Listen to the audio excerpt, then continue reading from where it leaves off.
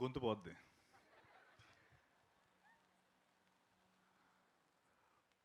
ఓ సుందరి మనోహరి మనసే నిన్నే తిలకించగా ప్రశాంతము ప్రవాహమై వస్తుంది నాదరికి.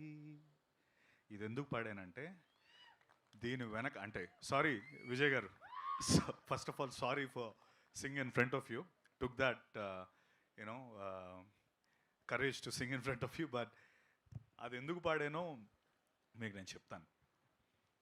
సో నేను సినిమాలోకి వచ్చిన కొత్తల్లో అరే కమల్ హాసన్ గారు లేకపోతే అంటే అఫ్కోర్స్ నేను అన్నయ్య చిరంజీవి గారికి చాలా పెద్ద ఫ్యాన్ని, అభిమాన్ని, and you all know that. But at the same time makeup విషయం కాకపోతే రకరకాల రోల్స్ చేస్తున్న టైంలో అరే కమల్ హాసన్ గారు ఎట్లా ఇలా యూనో 5 hours 6 hours కూర్చొని అలా మేకప్లు చేసేసుకొని సినిమాలు చేస్తారు. తర్వాత హాలీవుడ్లో ఎడీ మర్ఫీ లేకపోతే అలా క్యారెక్టర్స్ అంటే అంత గొప్ప పాత్రలు, అంత గొప్ప పర్ఫార్మెన్సెస్ ఎలా వీళ్ళు చేస్తున్నారు అనుకునేవాడిని. అండ్ అఫ్కోర్స్ అంత గొప్ప పర్ఫార్మెన్సెస్ చేయాలంటే అంత గొప్ప రైటింగ్ కావాలి. అండ్ ఆ టైంలో నేను చాలా అరే I should do something like అరే నాకు ఎప్పుడైనా ఛాన్స్ వస్తుందా ఇలా ఒక క్యారెక్టర్. అంటే ఇప్పుడు చాలామంది అంటున్నట్టు దే డోంట్ నో అంటే ఇగో ఇలాంటి ఈ ఫోటో తర్వాత ఇప్పుడు నేను నించుంటేనే నన్ను గుర్తుపడతారు, లేకపోతే అసలు ఆ సెట్లో ఎవడదో సినిమా అనుకునేవారు, వచ్చేవారు ఎవడీడు అనుకుని వెళ్ళిపోయారు. సో అలా అనుకునేవాడిని. కొన్ని క్షుద్ర పూజలు కూడా చేశాను ఇలాంటివి నాకు వస్తే బాగుందని. అయితే ఒకనొక రోజు ఆ పూజలన్నీ ఫలించి ఒక మనిషి నాకు కాల్ చేశాడు. అదొక వేరే స్టోరీ, అది నేను తర్వాత చెప్తాను. అదే ఫోన్ చేసి రాబోతురు స్టోరీ చెప్పాడు, అంతా అయిపోయింది అంటే ఫాస్ట్ ఫార్వర్డ్లో వచ్చేస్తాను. స్టోరీ చెప్పాడు. ఇప్పుడు ఫస్ట్ డే షూట్ కదా, కాల్ టైం నా మేకప్ చీఫ్, నా మేకప్ పర్సన్ మురళికి కాల్ టైం వచ్చింది. సో సార్ 4 o'clockకి స్టార్ట్ అయిపోదామండి, 3:30 కల్లా స్టార్ట్ అయితే 4 కల్లా లొకేషన్లో ఉంటాం అన్నాడు. సరేరా నేను వర్కౌట్ చేసుకొని 2 o'clockకి 3:30 కల్లా రెడీగా ఉంటాను మధ్యాహ్నం అంటే, మధ్యాహ్నం కదా సార్ తెల్లవారి 3:30కి అన్నాడు. తెల్లవారు 3:30కి నువ్వు నేను వెళ్ళి ఏం చేస్తాం, ప్రొడక్షనే రాదు. ఆయన 3 సరే నువ్వు ఫోన్ పెట్టే, నువ్వేదో వేరే ఏమైనా ఉంటుంది, ప్రొడక్షన్ కాల్ టైం అయి ఉంటుంది, మంది కాదు అనుకున్నాను. తర్వాత మళ్ళీ మహాకి ఫోన్ చేశాను, మహా ఇది అదే 4 నువ్వు 3:45కి ఉంటే సరిపోద్ది అంటే తెల్లవారే కదా, తెల్లవారే షూర్ కదా, షూర్ ఓకే డన్.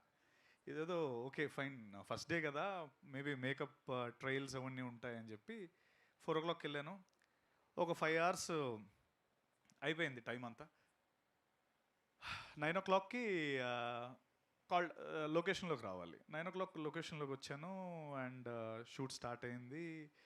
మార్నింగ్ 9 మొదలు పెడితే నైట్ 9 అయింది, 12 అయింది, 2 అవుతుంది. సరే ఈరోజు ఫస్ట్ డే కదా అనుకుంటున్నాను.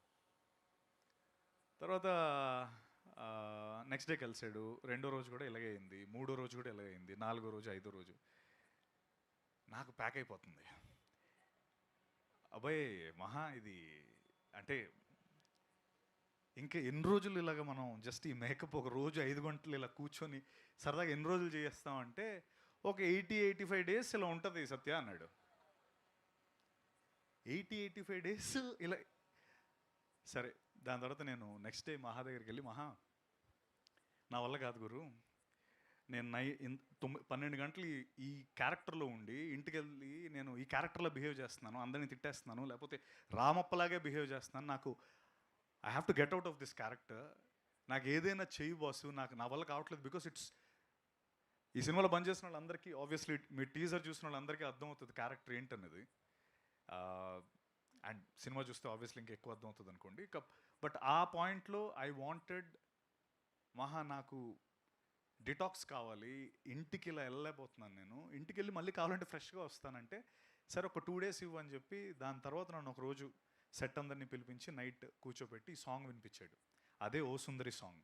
నేను ఎందుకు ఇది పాడానంటే O Sundari song is a detox for all of us. Vijay sir, thank you so much for giving that song. Because నా ఒక్కడికే కాదు, సెట్ మొత్తం ఎవ్రీడే సినిమా అయిపోయిన తర్వాత we all sit, we listen to the song and we go home.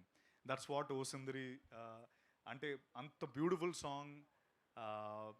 అంటే ఒక women, అంటే it's a celebration of women. And మీరు చూసినట్టయితే మహా గొప్పతనం ఏంటంటే దీపా థామస్ అండ్ సత్యదేవ్ ఇన్ ఓ సుందరి అని వేసాడు. అది తన విమెన్కి ఇచ్చే ఒక respect. And that is what Maha is about, you know. అండ్ నేను ముద్దుగా ఆర్కియాలజిస్ట్ అని లేకపోతే ఇంకోటని పిలుస్తుంటాను మా వాడిని, ఎందుకంటే బాగా పిండుకొని తవ్వుతూ ఉంటాడు పర్ఫార్మెన్సెస్. ఐ థింక్ ఇందాక శరత్, అనురాగ్, గోపాల్ రెడ్డి గారు మాట్లాడుతున్నప్పుడు, అరే బాస్ ఇది సాంగ్ లాంచ్ కదా, ఇల్లేంటి సక్సెస్ మీట్ మాట్లాడుతున్నారు, ఒక అంత ఎక్సైట్ అయ్యి మాట్లాడుతున్నారంటే that's what Rao Bahadur is about. And వాళ్ళు అలా మాట్లాడడం చూసి నాకు నిజంగా అరే ఓకే, ఎందుకంటే వాళ్ళే ఫస్ట్ సినిమా చూసింది, నేను ఇంకా చూడలేదు. అరే మా ప్రొడ్యూసర్లు ఎంత హ్యాపీగా ఉన్నారంటే, and we know what we have done, we know what Venkatesh మహా హెస్ డన్. రావ్ బహదూర్ గుర్తుపెట్టుకోండి.